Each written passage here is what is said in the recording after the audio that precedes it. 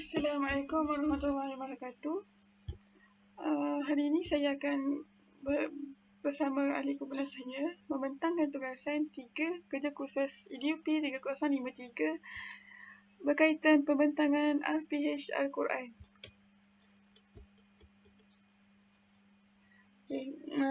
Rancangan pengajaran harian yang dipilih oleh kami bagi mata pelajaran Pendidikan Islam tahun 1 di bawah tajuk hafazan surah Al-Fatihah, di mana lengkap dengan set induksi, 4 langkah dan penutup.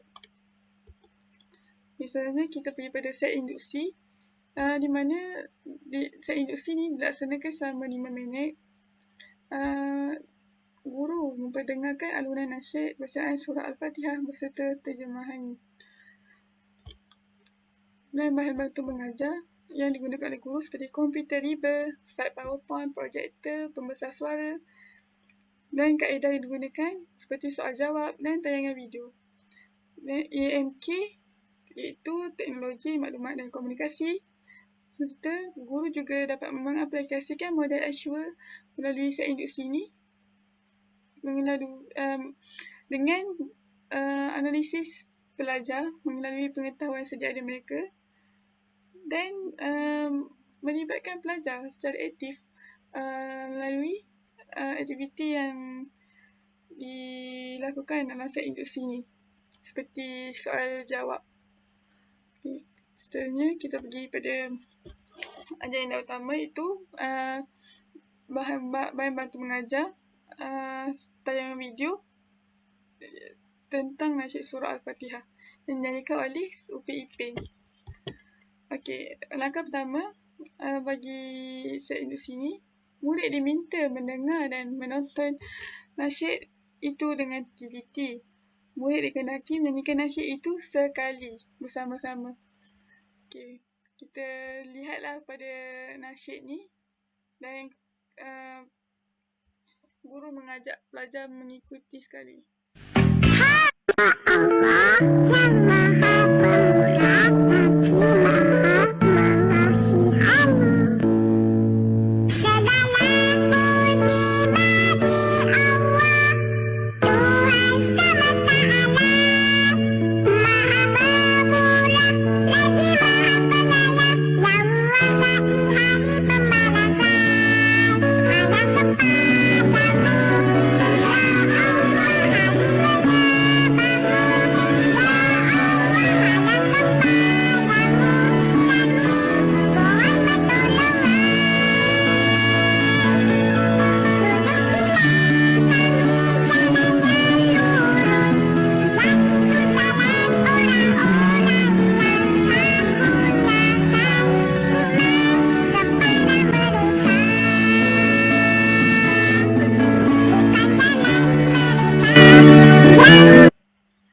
Selepas tayangan video, guru akan menanyakan murid beberapa soalan seperti, murid-murid tahukah apa nama surah ni? Soalan kedua, murid-murid tahukah berapa ayat surah ini? Okay, yang ketiga, saya nak tanya, siapa yang dah menghafaz surah ini? Sila angkat tangan. Di situ, dengan dapatnya jawapan pelajar, guru dapat memuaskan jawapan murid tersebut.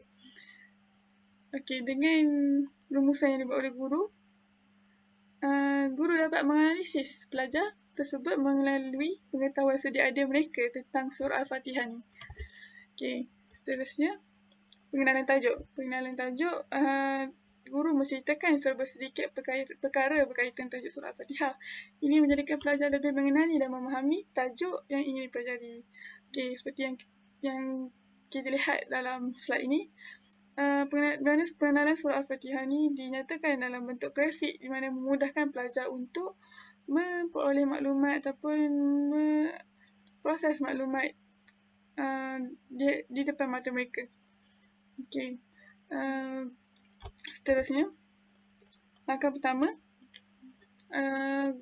ini guru membaca surah Al-Fatihah secara berulang kali. Okey, bahan bantu mengajar yang digunakan adalah seperti tayangan slide PowerPoint. Kaedah yang digunakan seperti talaki, musyafah dan pengulangan.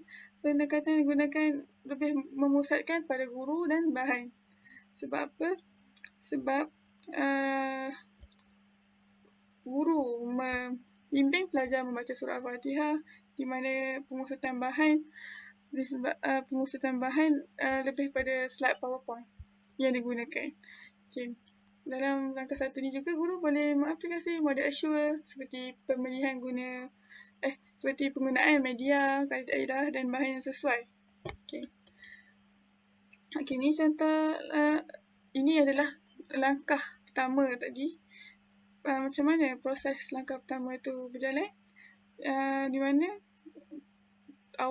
pertama sekali guru membaca surah Al-Fatihah dengan jelas, yakni satu persatu ayat, kemudian murid mengikut bacaan guru dengan betul. Contohnya saya baca Bismillahirrahmanirrahim. Lepas tu pelajar ikut Bismillahirrahmanirrahim. Baru dah masuk pada ayat yang kedua. Alhamdulillahirabbilalamin. Okey. Saya ikut bacaan Ustazah. Ar-Rahmanir-Rahim. Bagus. Maliki Yawmiddin. Iyyaka na'budu wa iyyaka nasta'in. Ihdinas siratal mustaqim. Siratal ladzina an'amta 'alaihim ghairil maghdubi 'alaihim waladdallin.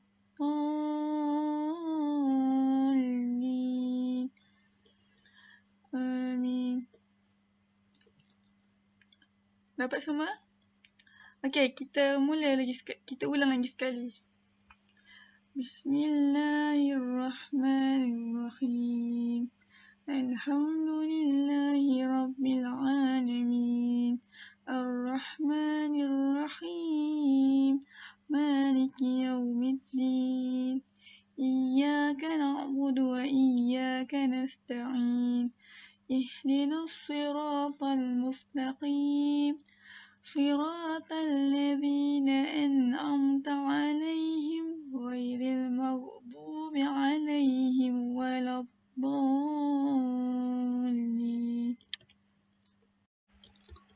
Okey, seterusnya teknik hafalan yang berkesan juga. Guru boleh guna bagi mengenal pasti persamaan dan perbezaan di hujung ayat semasa mengulang hafalan.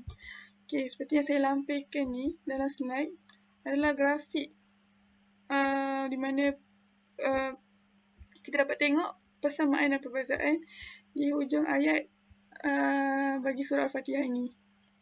Okay, kita dapat tengok dengan adanya teknik hafalan sebegini, pelajar akan lebih mudah untuk mengingati atau menghafaz surah Al-Fatihah ni mengikut turutan ayat yang betul. Okay, jadi mereka tidak akan confuse, akan mengurangkanlah kesalahan mereka dalam membaca surah Al-Fatihah ini. Okay, itu sahaja. Sekian, terima kasih. Al-Fatihah ini merupakan syarat sah solat. Yang kedua, dipermudahkan segala urusan, menjadi benteng daripada gangguan syaitan dan menyembuhkan penyakit. Semasa guru ini memberi penerangan mengenai kepentingan surah Al-Fatihah, guru boleh melibatkan murid-murid untuk melontarkan idea supaya mereka ini tidak terasa bosan semasa jika hanya guru yang memberi penerangan. Dalam model pembelajaran Assure juga, antara konsep yang digunakan ialah melibatkan murid-murid dalam proses pengajaran dan pembelajaran. Jika proses pengajaran dan pembelajaran ini murid juga aktif, melontarkan idea dan sebagainya, jadi kelas akan berasa seronoklah untuk belajar. Tidak jika ada komunikasi dua hala antara guru dan pelajar. Okay.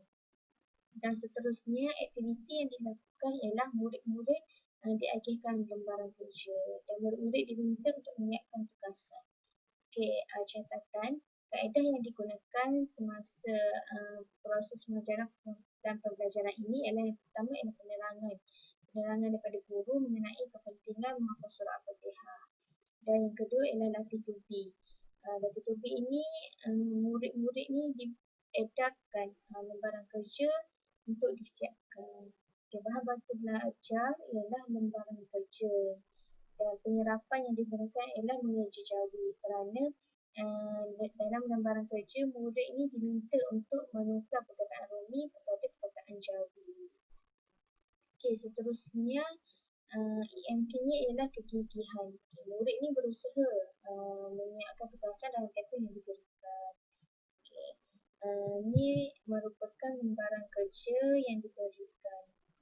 Seterusnya ialah langkah yang ketiga, dalam masa 20 minit guru meminta murid untuk menghafal surah Al-Fatihah. Aktivitinya ialah murid-murid ini dikehendaki untuk menghafal surah Al-Fatihah beserta terjemahan secara berpasangan. Murid akan bergilir-gilir membaca, mendengar dan menegur jika ada kesalahan semasa menghafaz. Guru menggunakan kaedah berpasangan ini untuk memudahkan pelajar itu menghafaz surah Al-Fatihah. Dan guru menggunakan bahan bantu belajar iaitu kad ayat Al-Quran. Kad ayat Quran yang berbentuk poket. Maknanya dalam kad ni ada surah Al-Fatihah dan terjemahan sekali. Jadi kalau caranya murid akan berpasangan berdua-dua membaca, seorang baca, seorang dengar. Lepas tu akan bahagilah jika ada kesalahan dan sebagainya.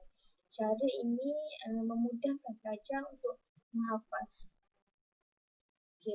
Penerapan nilai ialah yang pertama khusyuk, yang kedua sabar, yang ketiga adab menghafaz.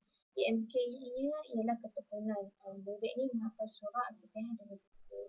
Jadi daripada model pembelajaran Ashura ni ialah guru ini perlu menggunakan media atau bahan pengajaran dan pembelajaran yang sesuai dan untuk yang sesuai dengan murid. Dan bahan pembelajaran ni yang dapat membantu murid untuk memudahkan mereka ni untuk belajar. Contohnya yang digunakan ialah kad ayat tadi. Kad ayat ni memudahkan pelajar untuk menghafaz. Dalam masa 20 minit, semua pelajar perlu menghafaz surah Al-Fatihah beserta terjemahan. Dan ini merupakan kad ayat Al-Quran. Dia bersaiz poket lah. Jadi kita baca.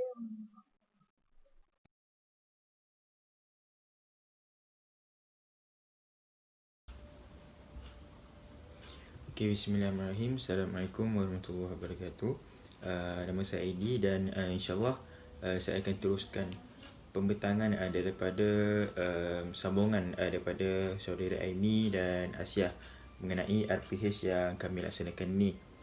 Jadi saya akan teruskan dengan langkah yang terakhir sebelum guru meninggalkan kelas, iaitu langkah yang keempat. Jadi langkah keempat ataupun langkah yang terakhir sebelum membuat satu rumusan ataupun penutup dalam waktu bilik darjah tu adalah sangat penting.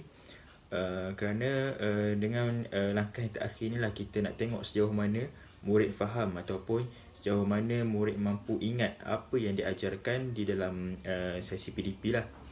Dan sebagai contoh saya ambil yang RPH yang telah kami laksanakan, iaitu isi kandungannya adalah sesi membaca hafalan surah Al-Fatihah di hadapan guru. Jadi dengan menggunakan kaedah ini, dia sedikit sebanyak berkait tentang model Ashura, iaitu yang ketiga, select ataupun di dalam bahasa Melayunya ialah memilih apa? Memilih media ataupun kaedah ataupun BBM, bahan bantu mengajaran, ataupun ABM, alat bantu mengajar di dalam kelas. Jadi perkara ni ada disebutkan di dalam model Ashura. Dan apa aktiviti yang dilaksanakan ketika melaksanakan langkah ini ataupun aktiviti ini? Jadi yang pertamanya ialah setiap murid dikehendaki membaca hafalan di hadapan guru. Okey. Jadi dengan menggunakan kaedah ini, murid tersebut memang akan menjadi lebih ingat dan lekat di dalam ingatan mereka. Okey. Dan yang kedua ialah murid-murid perlu berada di tempat masing-masing sambil menunggu giliran. Berkemungkinan mungkinlah di dalam satu waktu dalam bilik darjah tu mungkin kita tak sempat untuk memanggil ke semua murid mengikut giliran, tetapi kita boleh memilih beberapa orang murid sahaja untuk membaca kembali bacaan surah Al-Fatihah tersebut. Dan kaedah yang kita gunakan ialah kaedah tasmi', iaitu membaca kembali ataupun memperdengarkan kembali. Okey, dan pemilihan kaedah ni macam yang saya sebutkan tadi ada disebutkan dalam model Ashur, iaitu select, memilih bahan, memilih kaedah dan memilih alat bantu mengajar yang kita perlu untuk melaksanakan proses PDP. Okay. Yang terakhir ialah penutup. Penutup kita laksanakan secara ringkas sahaja, iaitu dalam beberapa minit. Sebagai contoh, di dalam RPH yang kami buat, penutup yang digunakan ataupun yang dibuat adalah selama 3 minit sahaja. Okay. Dan aktivitinya ialah murid-murid perlu mengingat kembali isi pembelajaran tersebut. Ini berbeza dengan langkah sebelum rumusan. Sangat berbeza sebab rumusan ini, dalam rumusan yang terakhir inilah kita nak tengok macam mana murid tu betul-betul ingat ataupun betul-betul dapat tak isi pembelajaran yang kita sampaikan di dalam kelas. Dan kaedah mengingat kembali ni disebut sebagai kaedah imbas kembali, iaitu murid mengingat kembali daripada awal waktu pembelajaran sehingga akhir pembelajaran, apa yang didapat, apa yang ditahu, apa yang dia boleh ambil daripada aktiviti-aktiviti yang dilaksanakan menurut RPH. Okey. Jadi itu sahaja daripada kumpulan kami, iaitu menerangkan tentang aktiviti di dalam bilik darjah, iaitu membaca ataupun menghafal surah Al-Fatihah mengikut kaedah-kaedah ataupun langkah-langkah yang sepatutnya. Okey. Jadi itu sahaja daripada kumpulan kami. Wabillahi taufiq wal hidayah. Assalamualaikum warahmatullahi wabarakatuh. Sekian, terima kasih.